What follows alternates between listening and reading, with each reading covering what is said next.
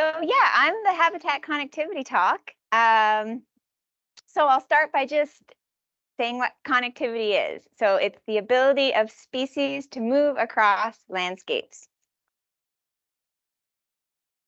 And I'll just put in a slide about why it's important. So connectivity is actually included in a lot of species management plans because it's a key aspect of their survival, particularly in human-modified landscapes. It's essential for a lot of ecological processes that underpin the survival of these species. So access to resources across the landscapes, gene flow, recolonizations, and then at longer timescales, range shifts. So connectivity assessments are often sort of in support of designing landscapes or managing landscapes in a way that we can support species movements. So the good news is that species movements are predictable within landscapes, and there's quite a bit of theoretical work that has been done to show that. And so we just really need two pieces of information to predict species movement across landscapes or to predict connectivity. We need to know something about species movement behavior, so that could be as simple as a dispersal distance. And we need to know about the configuration of the landscape. And just thought I'd highlight here how we've actually showed this experimentally. This was some postdoc work that finally came out where we used microcosms and mathematical modeling to show that if you know about species dispersal behavior and the configuration of the landscape, you can predict connectivity. And the other really good piece of news is that the software tools to run connectivity analyses are really well developed, and they work on large landscapes. Like, they're really operational, so we can actually create these maps of predicted connectivity at large scales with fine resolution. And actually, it's pretty cool because Kim Hall has been leading a lot of the advancements of these tools is here today. So she's been working on sort of a family of models based on circuit theory. One of them is this Omniscape package or model. So the issue, though, is that what I was just presenting in that microcosm that I built was a static landscape. And I don't really need to emphasize this too much, you guys, but obviously landscapes are not static. And I think one of the really big, if not the biggest challenge facing the connectivity community is to be able to assess connectivity in dynamic landscapes and see how it changes over time. And to do that, you need to be able to connect landscape change and connectivity models. So I know another way to put that is that we want to be able to generate forecasts of habitat connectivity based on projected changes in land cover and veg. This is where SyncroSim comes in, and this idea of using a pipeline approach, where a pipeline allows you to connect data and multiple models into a workflow. So I'm going to be talking about connecting two existing SyncroSim packages, STSim, which is going to model landscape change, and Omniscape, which is a SyncroSim package that we recently created, which is actually just a wrapper around that Omniscape software that I mentioned that's been really well developed. So just to flesh this out a little bit, I'm going to use STSim. That's going to intake data on future land use or management and climate that produces those projections of land cover and vegetation change. And then the outputs of STSim, along with some information on species dispersal abilities, is used to parameterize Omniscape, and that gets us to projections of future connectivity across this pipeline. So just a word on each of those two stages of the pipeline. Not going to spend too long here about STSim. Obviously, you know, it's a tool that simulates landscape change using state and transition simulation models. So it's going to create projections of vegetation, land use, land cover. Right? It can produce those things, but also, just I'd mention, it can also produce, you know, derived attributes such as habitat. And I've got Andrea's example from earlier this morning here of the flycatcher model. The other stage in the pipeline is this Omniscape package that we built. So this is a SyncroSim Omniscape package, which does exactly the same thing as the standalone Omniscape package. It creates omnidirectional habitat connectivity maps. I'm going to show you that in the next slide. But I thought I'd just mention some of the advantages that bringing it into the SyncroSim framework gives you. One thing is that the Omniscape package itself is actually a Julia package. And so, once it's in SyncroSim, you don't really need to worry about that. You don't need to know anything about Julia or programming in Julia. Like all SyncroSim packages, you then get these alternatives, ways to interface with the model. You can use the Windows UI, our SyncroSim package is PySyncroSim package. And then, of course, you get all the data management for scenarios and sensitivity analyses. So just to walk you through what is an Omniscape analysis. So it's a connectivity analysis that's based on electrical current. So electrical current moves through a circuit board. So the current is your species, the circuit board is your landscape, and you need to know two pieces of information spatially about the circuit board landscape. You need to know sources where you're going to inject the current. That would be something like suitable habitat patches. And then you need to know the resistance of the landscape, so to movement. So for example, for the marten, you would have higher resistance in open areas. So it's harder for them to move through open areas because actually due to their avian predators, they have a higher predation rate in open areas. They have lower resistance in areas where they have cover and protection from the avian predators.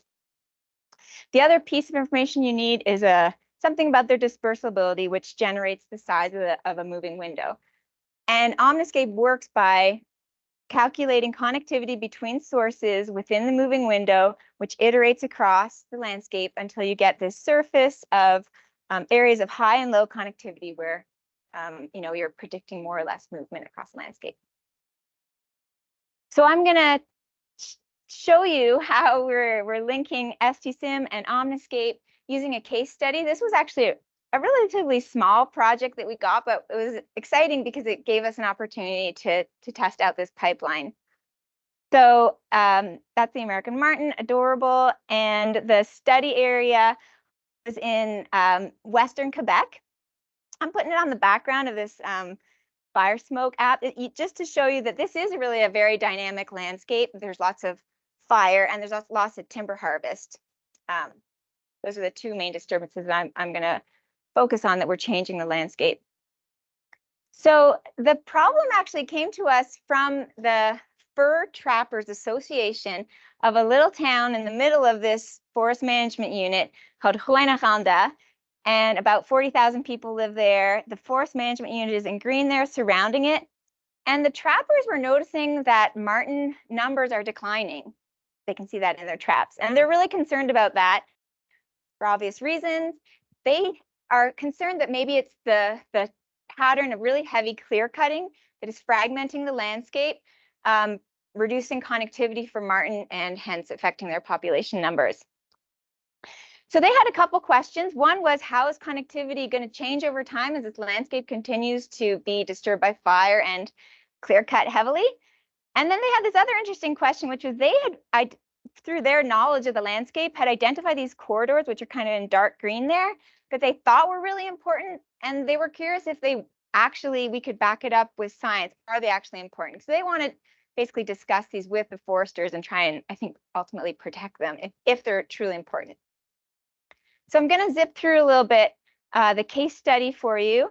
So what were the inputs? Remember, we needed sources, habitat patches. We had a habitat model because we worked with a provincial biologist. So basically, they like coniferous or mixed forests. It has to be pretty tall, 7 meters or higher. And there's a certain spatial configuration required for it to be usable. For the resistant surface, it was actually, we used as a function of forest age. So mature forest had low resistance, open forest had higher resistance to movement. And the last piece, the radius of the moving window, we used the natal dispersal distance for marten. This is what it looks like just in current landscape in 2022, just to give you a bit of a visual. So there's the resistant surface. You can see the sources, they're kind of patchy, and that's about the size of the moving window relative to the landscape. So what we ended up using, we didn't really have a scientific partner holding our hand through this model. They just said, go find the data that you can and change the landscape as you think it should be changed. So we drew from some published reports. There's some integrated technical forest management plans that are publicly available. We did contact the Chief Forester's office, and they gave us because it's publicly available, the wood supply model used to, harvest this landscape, to log it. We got some other maps off of open data sources, and there's that woodstock model. So we kind of had to combine data from those sources to build our vegetation simulation model. And so here it is. I'm just going to talk about 2 periods that we simulated. So between 2017 to 2022, we actually had deterministic transitions. We had historic fire maps and historic clear cutting maps for that period. So we could put those down deterministically on the landscape. We had to use probabilistic transitions from current to out. We just went out 5 years. But we based those a lot on the STSIM intro course. I know that you've done it. We used all those same methods. We just took the historical patterns and used them to build statistical models to project those historical patterns forward. So for fire. And then we did the same thing for harvest. We knew the large cut blocks that were going to be allowed in that period, and we plopped down the actual cut blocks to meet the annual allowable cut based on volume, and we used the historic cut sizes as well. So what we actually were really modeling in this landscape, we decided to focus on, this wasn't a big project, so we had to just really hone in on what we wanted to focus on, was we decided to just really model forest age. These are stand age resetting, I should say, disturbances. And so that is really important to marten habitat. That is where we put our efforts. We did play with a couple of scenarios, but I'm not going to overly emphasize that here, but we had a kind of a baseline harvest based on the actual allowable cut, and we had a reduced harvest, which they were just kind of curious, if you reduce the harvest, reduce the area, would that affect the marten connectivity? So one of the sort of really critical pieces that we had was from the woodstock model. We had this really detailed map of the forest stands. These are compositional stands. And for each one of those, I'm just giving a little example here of 2 possible ones. For that stand with that composition, we had these age versus height curves. We needed height for the marten habitat. So this was really critical. We implemented these as state attributes so we could model the age as best we could, and then just look up the height to help us get at the habitat. So quickly, some of the outputs we modeled. This is just the harvest simulation. So you can see there was kind of this deterministic period. And then after that, it was probabilistic. So there's the deterministic maps and then the probabilistic ones. For fire, same idea. It was deterministic. And then across the 2 scenarios, there was a similar mean amount of fire, but it was really variable. In the deterministic period, it happened to just be really low fire years. So that's a bit of a weird pattern, but then we implemented the historic variability going forward. So I'm not going to show you a bunch of veg output, but just to show you for the marten habitat, basically under the 2 scenarios, this is the percentage of the forest management unit that's occupied by marten habitat. It started at around just under 40, and it went down by 2027 to actually under this threshold that they identified that's pretty critical. It probably rings a bell for some people, under 33%. So both scenarios went down over time. And so back to the connectivity output. So this is what connectivity looked like at the start of the simulation. This is just the raw connectivity output that come out of the Omniscape model. It's actually the normalized current density for people in the know, but so it's the probability of movement in each grid cell. And so we generated 100 realizations of the forest dynamics over time, and for each of those we ran the Omniscape model again, generated all these maps of future connectivity, which look really cool, and they definitely correspond to areas where you would expect the marten to move, but it's hard to kind of interpret these in this raw form because of the sort of cell-by-cell nature. Connectivity might increase in this cell and decrease over here. So we had to come up with a couple ways to summarize it that could be helpful for them. The first way was just to summarize it by these subunits that are meaningful for them, these kind of territorial analysis units. So this is just summarizing in the current conditions, that's summarizing that current flow per unit. Then we could do that across 100 realizations for the future conditions. And by taking the difference of these, we could identify for them where areas in the landscape connectivity was expected to decrease in the future. And this made a lot of sense to them because those 2 units that are kind of in red where connectivity decreased, that's where a lot of salvage logging is happening under this time period because of spruce budworms. They're salvage logging that area really intensely.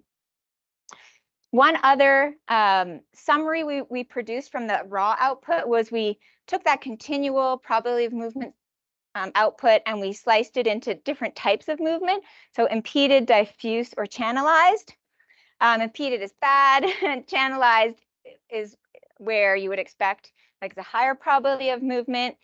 And then we use this to come back to answer their question about whether these corridors are actually providing connectivity. So we looked at the composition of the corridors relative to the surrounding forest management unit, the landscape, to see if there was more, for example, channelized movements or more impeded movements in the corridors. And what we found is even though there's a lot of impeded movements in the corridors, we did some significance testing with bootstrapping random samples outside the corridors.